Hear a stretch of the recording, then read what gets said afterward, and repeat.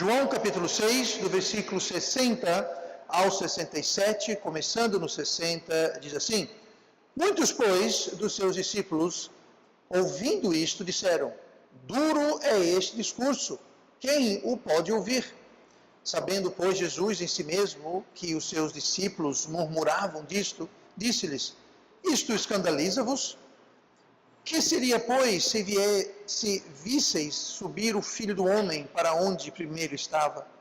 O Espírito é o que vivifica, a carne para nada aproveita. As palavras que eu vos digo são Espírito e vida. Mas há alguns de vós que não creem, porque bem sabia Jesus desde o princípio quem eram os que não criam e quem era o que o havia de entregar. E dizia: Por isso eu vos disse que ninguém pode vir a mim se por meu Pai não lhe for concedido. Desde então, muitos dos seus discípulos tornaram para trás e já não andavam com ele. Então disse Jesus aos 12: Quereis vós também retirar-vos? E oremos. Amado Pai, obrigado pela tua palavra, que o Senhor possa agora nos trazer a verdade, nos trazer doutrina, nos trazer ensino, através deste mesmo Espírito. Peço que me dê poder agora para falar com clareza. Amém. E vamos sentar-nos esta noite. Estamos de volta, como disse, ao estudo sobre o Espírito Santo. E nós vamos começar um novo tema esta noite. E é o tema o Espírito Santo e o coração do homem. O Espírito Santo e o coração do homem. O trecho que nós acabamos de ler é Jesus no início ainda do seu ministério. João capítulo 6, obviamente bem no comecinho ainda do seu ministério aqui na terra, e no começo, a gente pode ver, Jesus tinha muitos discípulos, muitos seguidores, centenas e centenas de seguidores, e aqui Jesus está preparando-os para receber uma nova verdade, uma grande verdade, e ia falar sobre a ceia. Logo antes, o que havia escandalizado as pessoas que estavam reclamando era que Jesus falou: aquele que não comer do meu corpo e beber do meu sangue.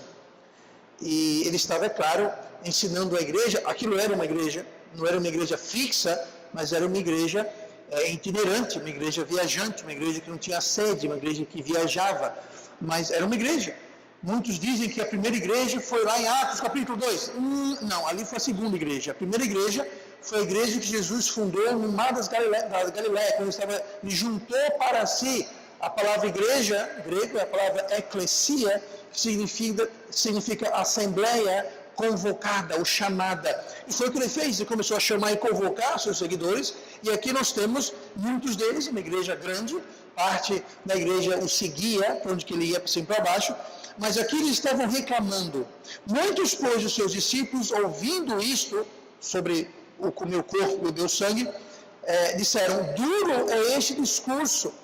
E o versículo 61 fala: Jesus em si mesmo, sabendo, pois, Jesus em si mesmo quem os seus discípulos murmuravam disto. Murmurar quer dizer reclamar, eles estavam reclamando. Eles estavam dizendo: esse ensino é muito pesado, está difícil de engolir. E até hoje tem, às vezes, aqui na igreja, pessoas que a gente ensina, pastor prega, ensina, e tem coisa que é difícil de engolir. As pessoas murmuram, talvez não murmuram para mim, mas Jesus sabia. Aqui está dizendo: sabendo, pois, Jesus em si mesmo que os seus discípulos murmuravam. Então, eles não foram para Jesus dizendo: qual é, Jesus? Qual é? Está muito difícil. Não. Eles murmuravam em si. Jesus sabia, porque Jesus sabe de tudo. Você não sabe disso, mas o pastor também sabe de tudo. Não, estou brincando, claro. Mas eu não sei de tudo, mas eu sei de uma coisa. Às vezes eu prego e ensino, aconselho alguma coisa, e eu não sou Jesus, eu não sei, mas tem muita gente que às vezes murmura em si, dizendo: que nada, pastor, você está com brincadeira. Está falando sério. Mas, pastor, acontecia com Jesus, acontece hoje. Era a igreja de Jesus, a igreja aqui, qualquer igreja. Mas Jesus sabia, eles não estavam murmurando abertamente, murmuravam entre si e para si, mas Jesus estava sabendo. Não só ele sabia que ele murmurava, mas ele fala aqui, mais adiante ele fala, o versículo 64, mas há alguns de vós que não creem. Ele falou: olha, tem muita gente aqui reclamando, tem muita gente que não está acreditando, mas é o seguinte, tem muita gente aqui que nem salmo é. Então entenda, naquela grande multidão que seguia Jesus, na igreja que ele iniciou, haviam pessoas ali que eram salvas. Tinha gente salva, tinha gente que não era salva. Foi o próprio Jesus que contou a parábola do joio. Tem o joio e tem o trigo, os dois são iguais. E falou, é difícil saber qual é qual. O trigo são os crentes, eu não vou dizer de verdade, porque não tem crente de mentirinha. São os crentes de fato e os outros são os pseudo-crentes, os que parecem, talvez pensem que são, talvez não sabem que não são, mas se passam porque... Mas é o joio. Jesus falou, deixa quieto, não separe o trigo do joio, deixa que Deus separa. Mas a verdade é que havia naquela época, na igreja de Cristo, que ele pastoreava, que ele liderava, que ele pregava, que ele ensinava, havia murmuração, e havia alguns que nem sequer eram salvos lá, que está dizendo aqui, há alguns devotos que não creem. E eu posso dizer aqui, eu não sei quem, mas eu vou dizer, talvez eu esteja aqui no momento, mas as pessoas que compõem a Igreja Batista Metropolitana, externamente, há alguns que não creem. Pastor, como é que você sabe? Porque toda igreja tem trigo, toda igreja tem joio. Agora, não cabe a mim ficar querendo adivinhar e descobrir quem é o quê. Esse não é o meu papel, e nem é meu papel estar dizendo, irmão joio, tchau, passe bem. Não é para mim fazer isso, a Bíblia fala, não é para fazer isso. Agora, que tem, eu não sei quem é, não quero saber de quem, não estou interessado em saber quem é. Quem vai resolver isso é Deus. Não a igreja, não o pastor. Mas a verdade é que há. E hoje nós vamos começar a ver algumas coisas a respeito do coração do homem. E como o Espírito Santo interage com o coração do homem. Eu vou, inclusive, hoje tratar de um assunto, e infelizmente, por questão de tempo, a solução, a resposta ao problema que nós vamos ver hoje só vai ser dado na semana que vem. Mas nós vamos ver algumas coisas sobre o coração do homem, sobre as decisões do coração do homem, os enganos, as artimanhas. Nós vamos ver a respeito do Espírito Santo, como ele interage e como ele trabalha no coração do homem, tanto antes de ser salvo, como depois de ser salvo. E nós vamos ver por que é que algumas pessoas são salvas e outras não. Lembrando que tanto aquele que aceita o Evangelho, aquele que recusa o Evangelho, o Espírito Santo, o mesmo Espírito Santo, está trabalhando e tentando entrar e mudar aquele coração para que aceite a Cristo. Só que uns aceitam, outros rejeitam. O que faz de alguém querer viver uma vida agradável a Deus e outros que, estão nem aí. Tudo isso nós vamos começar a ver hoje e vamos continuar nas próximas semanas. Mas pense nisso. Desde o início da humanidade, voltando lá para Adão e Eva, sempre houve essa questão. Primeiro casal, primeira família, Adão e Eva, tiveram 2 filhos. Bom, tiveram mais que 2 filhos, mas os 2 filhos que a Bíblia trata, Caim e Abel. Caim e Abel eram totalmente diferentes um do outro. No entanto, ambos tiveram os mesmos pais, cresceram no mesmo lar, receberam os mesmos ensinamentos, comeram a mesma comida. Um se tornou o primeiro homicida da história, matando seu irmão. O outro se tornou o primeiro mártir. Um obedeceu às doutrinas de Deus, oferecendo um sacrifício do rebanho. O outro se rebelou contra Deus e ofereceu o sacrifício do próprio esforço, do campo. Ambos tinham o Espírito Santo, o mesmo Espírito Santo, ministrando para cada um deles. Por que um deu uma guinada para um lado e o outro seguiu o caminho reto? Nós vemos isso com a família de Noé. Se você vê a família de Noé, ao sair da arca, um dos seus filhos se portou vergonhosamente e os outros 2 honrosamente. Mesmo pai, mesma mãe, mesma casa, mesma arca, mesmo tudo. Por quê? Nós temos Jacó e Esaú, seu irmão. Esaú não quis saber de Deus. Jacó cometeu seus erros, mas finalmente sucumbiu a Deus. Nós estudamos a vida dele quando fizemos o longo estudo em Gênesis, se vocês lembram. Temos Moisés e o seu primo Corá. O homem não queria saber de Deus. Nós temos Abraão e seu sobrinho Ló. A divergência e a diferença no caráter. 11 discípulos permaneceram fiéis a Cristo, morreram por Cristo, foram martirizados todos com a morte terrível. Pedro, diz a tradição, foi crucificado de ponta cabeça. Ele falou, não sou digno de morrer como meu mestre. Se for me crucificar, eu quero ser crucificado de ponta cabeça. Muitos foram espancados, queimados, afogados. O apóstolo João foi frito vivo, jogado num caldeirão de óleo fervendo, sobreviveu, foi exilado na ilha de Patmos, onde escreveu o livro de Apocalipse. 11 discípulos, um o traiu. Todos estiveram sob os cuidados e ministérios de ensino de Jesus Cristo. Mas um deu para quem não presta. Por que isso? O que acontece? Havia um homem chamado Robert Ingersoll, um famoso ateu americano do século passado. Ele atacava a Bíblia, defendia o ateísmo. Seu pai era um pastor, pregador. O seu irmão se tornou também um pregador. Aí eu pergunto, tiveram o mesmo pai, cresceu na mesma igreja, sob a mesma pregação, debaixo do mesmo teto. Um pregador do evangelho, pastor de uma igreja de Deus, o outro um ateu. Foi a criação foi a mesma. A genética, os pais eram os mesmos. Foi a educação, foi o meio social, as oportunidades, tudo igual. Muita gente fala, é a falta de oportunidade. Não é falta de oportunidade.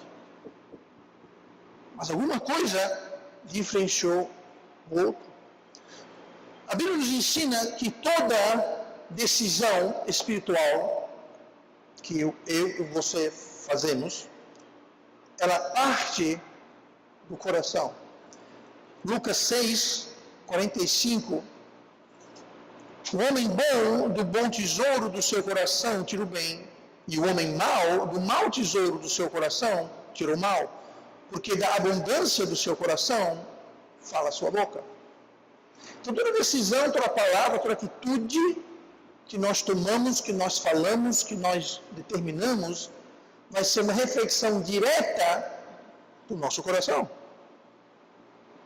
O que você vai decidir fazer, falar, agir, vai depender do estado do seu coração. Romanos 10, versículo 10. Visto que com o coração se crê para a justiça e com a boca se faz confissão para a salvação. Com o coração se crê para a justiça, para fazer o que é certo, para tomar o caminho reto. Há muitos e muitos anos, a discussão aqui no Brasil e ao redor do mundo,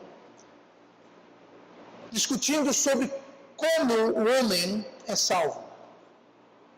Existem duas grandes escolas que com certeza, acho que muitos aqui já viram falar. Existem aqueles que seguem o pensamento arminiano. O pensamento arminiano diz assim, que o homem é que decide se ele vai ou não ser salvo. Ele decide, vai aceitar ou rejeitar Cristo. Cabe ao homem e tão somente homem. Se eu quero, se eu não quero. É minha decisão, parte de mim. Eu estou aqui, é claro, simplificando, mas é mais ou menos isso. A outra escola de pensamento, chamada calvinismo, crê que o homem é incapaz, o homem é totalmente incapaz de fazer decisão, porque ele é totalmente depravado espiritualmente, e portanto essa decisão cabe a Deus. É Deus quem escolhe, não o homem, é Deus. Então, diz esse pensamento que Deus fala, ok, você estão salvos, você não. Vocês não vão ser salvos, não adianta querer pedir, não adianta, não vão, acabou. Agora esse daqui, nem adianta não querer, porque eu falei que vocês vão, então vocês vão. Mais uma vez eu estou simplificando, mas é mais ou menos isso. Muitas vezes perguntam para mim, pastor, qual é o correto? Qual das duas escolas de pensamento o senhor subscreve? Qual das duas escolas de pensamento é correta? Verdade é que nenhuma das duas é correta. As duas estão redondamente erradas. Tanto o arminismo é erradíssimo e antibíblico, quanto o calvinismo. Muitas vezes hoje o calvinismo, há algum tempo já, eles gostam de se cobrir com um manto de estudo e erudição acadêmica. Mas a verdade, inclusive fizemos um estudo recentemente justamente sobre os erros do calvinismo. Mas a realidade é que essas duas posições, eles pegam textos e eles levam esses textos ao extremo. Eles pegam esses textos fora dos seus contextos e de forma desequilibrada os aplica à verdade. E o triste é que muitas vezes alguém vem para mim e fala: pastor, eu estava na televisão, no rádio, tinha um debate entre uma arminianista e o calvinista. Bom, você está perdendo seu tempo, porque os dois estão errados. Está um errado discutindo com o outro errado. A conclusão vai ser confusão, porque um fica apontando para o outro, os dois estão erradíssimos. E nós vamos ver onde é que exatamente o Espírito Santo entra aqui nessa história. E por que é tão importante a gente saber como ele funciona. Nós vamos ver no decorrer desse tema 4 verdades. Hoje vamos ver um, mas as próximas semanas vamos ver as outras 3. Mas 4 verdades sobre a obra do Espírito Santo e o que ele quer fazer no coração do homem. Com isso em mente, abram suas Bíblias para Efésios capítulo 2, versículo 1. Nós vamos ver uma dessas 4 verdades hoje. Efésios 2, e o versículo 1 diz assim: E vos vivificou, estando vós mortos em ofensas e pecado. Note bem as palavras, estando vós mortos. Se você olhar o verbo anterior, vivificou, no passado. Isso quer dizer que, estando vós mortos no passado. Paulo está escrevendo à igreja em Éfeso, dizendo que os irmãos, os crentes que hoje são salvos, estavam no passado mortos em ofensas e pecados. A primeira verdade que nós vamos ver é o seguinte: o coração humano, o meu coração, o seu coração, ele foi arruinado pelo pecado.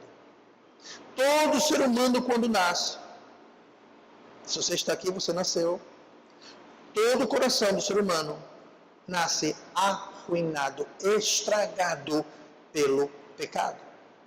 Nós podemos pegar um paralelo com isso, olhando para trás. Se você lembra o começo dessa série, quando nós vimos sobre a criação, lá em Gênesis. Mas lá em Gênesis 1, versículo 2, diz assim: E a terra era sem forma e vazia, e havia trevas, não tiver a palavra trevas, havia trevas sobre a face do abismo, e o Espírito de Deus se movia sobre a face das águas. Nós podemos tomar aqui um paralelo, e você lembra quando fizemos o estudo de Gênesis, alguns anos atrás, você lembra que nós vimos que o livro de Gênesis é como se fosse uma sementeira para toda a doutrina. Toda e qualquer doutrina que você encontra em qualquer lugar da Bíblia, você vai encontrá-la de forma embriônica que seja, mas você vai encontrá-la em Gênesis. Gênesis tem tudo. Não há doutrina em toda a Bíblia que você não vai encontrar em Gênesis, de alguma forma ou de outra. E essa doutrina sobre a obra de Deus no coração do homem, o Espírito Santo agindo sobre o coração do homem perdido, a gente encontra justamente aqui na criação, lá em Gênesis, no relato da criação. Ali a terra está totalmente incapaz de se consertar. A terra era sem forma e vazia. Assim, o homem perdido está igualmente incapacitado. Aquela terra sem forma e vazia, ela não tinha como trazer luz. Lembra que eu mandei você marcar a palavra trevas?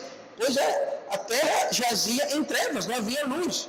Aquela terra sem forma e vazia, ela não tinha como gerar luz. Ela não tinha como sair iluminação, não tinha como. Era sem forma e vazia. Aquela terra não tinha como fazer surgir árvores, animais, vida, enfim, ela não tinha como se consertar, se regenerar. Era preciso o Espírito de Deus. O mesmo Espírito que nós lemos em Gênesis 2 fazia o quê? E o Espírito de Deus se movia sobre a face das águas.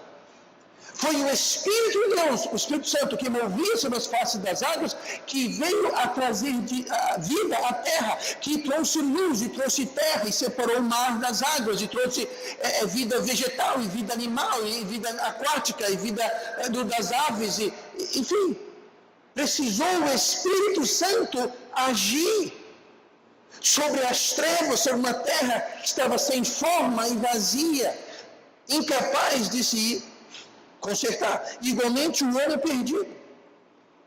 Eu e você, um dia, você que é salvo, você um dia era perdido, eu um dia era perdido. Você é difícil acreditar, pastor, você um dia não era salvo? Pois é, eu um dia não era salvo. E quando nós não éramos salvos, nós éramos como aquela terra sem forma e vazia, em trevas, incapazes de se salvar. Mas entrar para a igreja, ser batizado, fazer boas obras, sabe fazer isso, começar a fazer aquilo. Não tem jeito. Do mesmo jeito que a terra sem forma e vazia não tinha como trazer luz, vida, nada. Pois bem, o coração do homem perdido não tem como. Está morto e é preciso então o Espírito de Deus trazer salvação àquela vida. Sem o Espírito Santo não pode haver salvação. Assim que como sem o Espírito Santo não houve terra. Se não fosse o ministério do Espírito Santo, a terra até hoje estava sem forma e vazia, e em trevas. O mesmo Espírito Santo quer trazer nova vida, quer fazer uma nova criatura, assim como fez uma nova terra. Você lembra que nós vimos a questão que a terra não foi tão criada quanto recriada? Lembrando que havia já a semente de árvores no solo, nas águas. E a vida aquática. Do mesmo jeito, Deus quer fazer uma nova criatura, segundo Coríntios 5,15. Assim que se alguém está em Cristo, nova criatura. Nova criatura é as coisas velhas já passaram, eis que tudo se fez novo. Quem fez isso? O Espírito Santo. Ele quer trazer vida espiritual, aonde só havia morte espiritual. O espírito do homem está morto até que o Espírito Santo venha e traga vida, mas para que isso aconteça, nós temos que ouvir, entender e receber o Evangelho. Mas eu não posso ouvir, crer, entender e receber o Evangelho sem a ação do Espírito Santo. E essa é a condição de todo pecador. Sem o ministério do Espírito Santo, nada pode ser feito em relação à salvação. Você pode pregar, você pode dar exemplo, você pode impressionar, fazer tudo o que você quiser fazer, mas sem o Espírito Santo, ninguém é salvo. Perdão.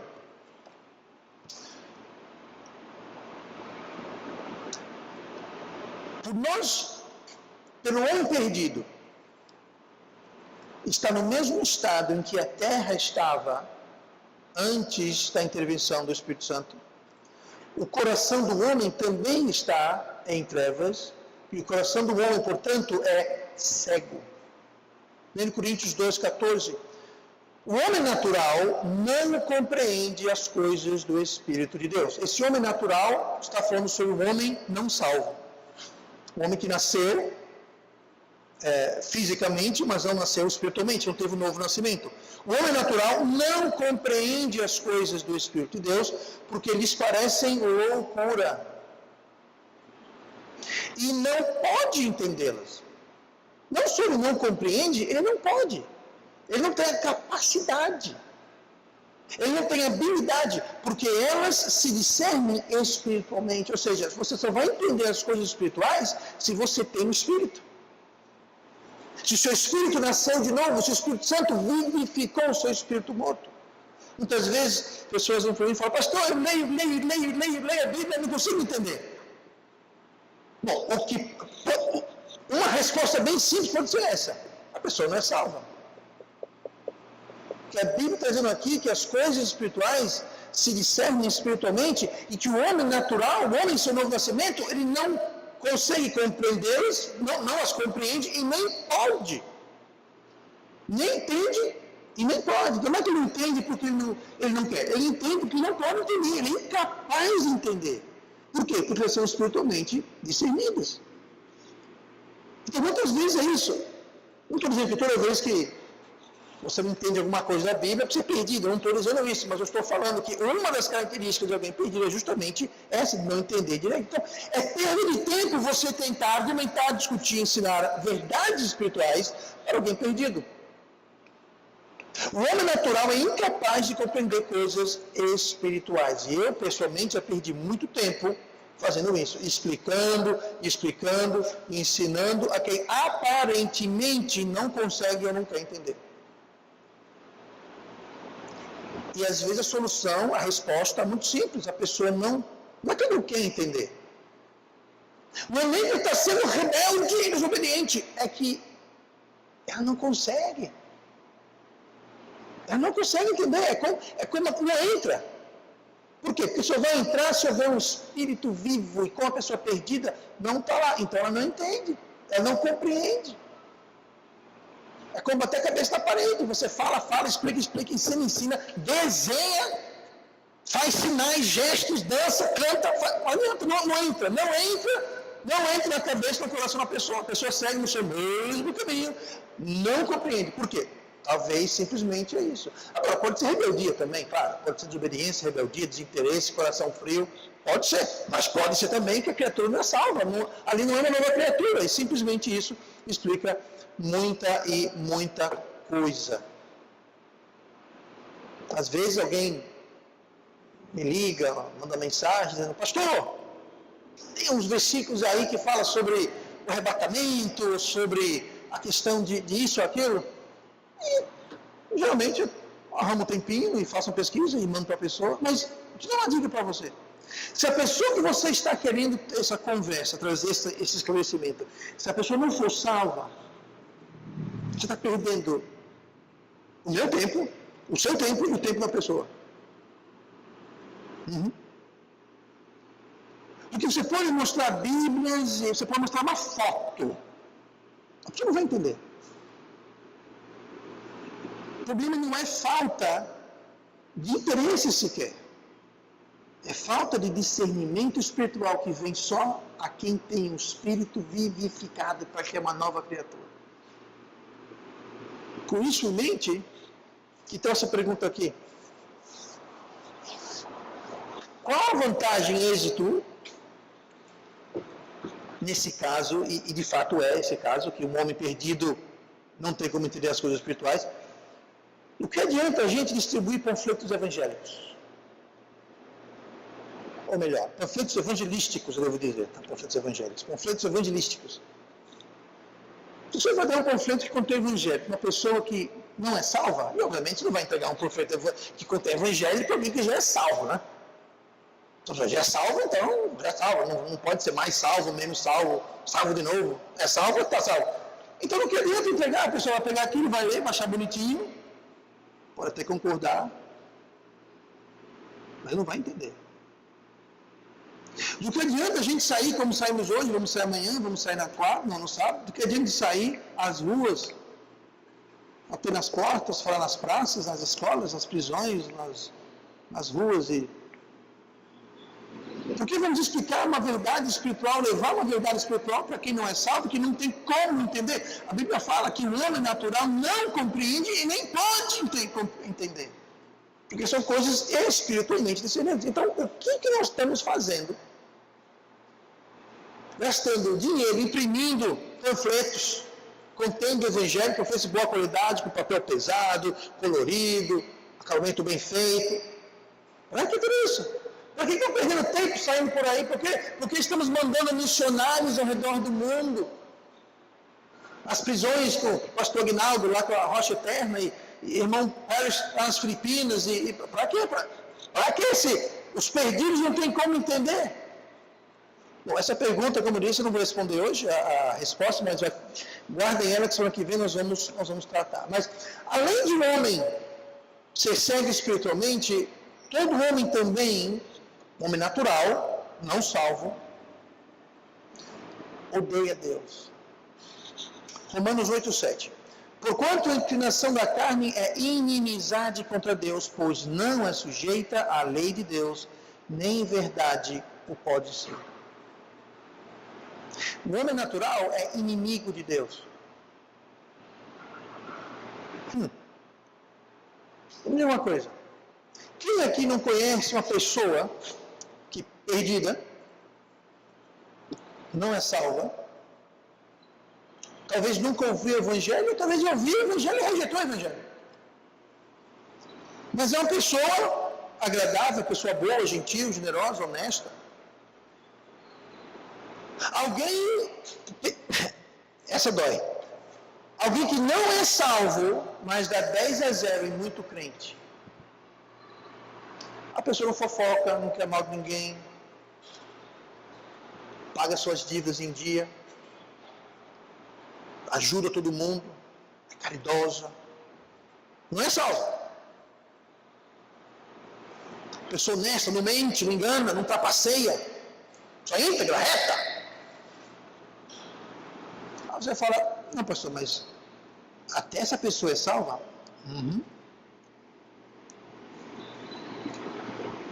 Alguém que conhece alguém assim? Eu conheço um monte de gente que, apesar de não ser salvo, são pessoas de caráter ímpar. Testemunho impecável. São pecadores, com certeza, como todos nós. Aí você fala de Deus para elas, fala de Jesus, de igreja, não quer saber, não quer conversa. Gentilmente vai dizer, não, muito obrigado, não. Pois é, aquela pessoa é inimiga de Deus. Não sou eu que estou dizendo, a Bíblia está dizendo. Inimizade, é inimigo de Deus. Pode ser difícil acreditar, devido a pessoa ser tão bondosa e correta, mas temos que entender que o homem natural tem inimizade contra Deus. É o que a Bíblia fala, nós temos que entender como tal. Em cada coração de uma pessoa perdida existe um ódio, rejeição, inimizade contra Deus. Está lá. Algumas vezes é mais evidente. Se você me conhecesse antes de eu ser salvo, era mais evidente a minha rejeição do Evangelho. Eu não era uma pessoa desonesta, má, nada assim, mas eu era muito duro. A irmã Simone insistiu para eu ir numa igreja uma vez, me convidaram a nunca mais voltar. A igreja fez isso, por favor, volta mais não. Disseram para ela, traga mais não aqui. Eu sou o tipo de pessoa, vocês que evangelizam aqui, eu sou o tipo de pessoa, aquela pessoa que você espera não encontrar evangelizando. É a pessoa que vai bater a porta na sua cara, que vai soltar os cachorros. Bom, talvez não soltar os cachorros, mas você entende o que eu estou falando. Talvez não seja tão evidente, mas existe essa antipatia, essa inimizade, apesar de tudo. Algo impede essas pessoas de irem a Deus. A Bíblia fala que o pecado nos separa de Deus, e é verdade. Pessoas que você tenta levar a Cristo, você fala, explica, e é como se fosse uma barreira. Em muitos casos, a barreira é evidente, mas o pecado impede. Mas às vezes não é que há um pecado que impede, às vezes é a dureza no coração, a inimizade no coração. A pessoa não está em um pecado grotesco, necessariamente. Mas existe ali uma antipatia a Deus como todo. Então, no meio de tudo isso, o coração do homem foi arruinado pelo pecado. O coração do homem está em trevas e por isso ele é incapaz de enxergar ou ser fonte de vida nova. O coração do homem perdido é cego e incapaz de compreender verdades espirituais. E o coração do homem natural é inimigo de Deus. Isso tudo são péssimas notícias. Mas como eu disse antes, não acaba aqui. Não acaba somente nisso. Na semana que vem nós vamos ver como o Espírito Santo faz para mudar essa situação. Afinal de contas, nós saímos e pregamos o Evangelho, nós enviamos missionários, nós produzimos, distribuímos literatura para o Evangelho. Então não acaba aqui a história. Mas sem o ministério do Espírito Santo, estaria tudo perdido. E oremos. Pai amado, obrigado pelo Espírito Santo.